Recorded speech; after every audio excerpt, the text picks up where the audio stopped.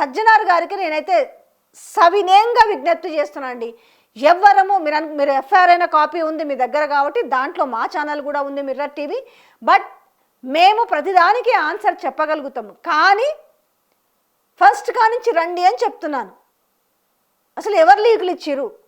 మేము చేసిన వార్తల్ని కూడా వినండి. మేము చెప్పింది అసలు లీకులు ఎట్లా వచ్చినాయి అనే చెప్పినాం. ఇప్పుడు పలానా మంత్రి గారి ఇంట్లో జరిగింది, పలానా మంత్రి ఇది చేశాడు, ఇవన్నీ ఫస్ట్ ఎక్కడి నుంచి వస్తున్నాయి? అక్కడ పట్టుకుంటే కదా తెలిసేది. అది తెలియకుండా అనవసరంగా మీరు డిసెండింగ్ ఆర్డర్లో వెళ్ళడం ఏంటండి?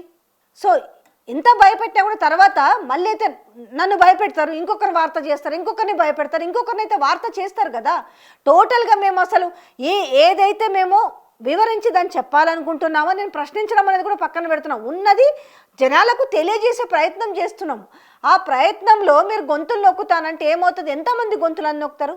తెలంగాణలో ఉన్న 4 కోట్ల ప్రజల గొంతులను అయితే నొక్కలేరు కదా. ఎక్కడన్నా మేము హద్దు మీరి మితి మీరి మేము ఏదన్నా రాంగ్ సబ్జెక్ట్ని మేము పోర్ట్రైట్ చేసినప్పుడు మీరు అడగండి, ఖచ్చితంగా మేము సమాధానం చెప్తాము.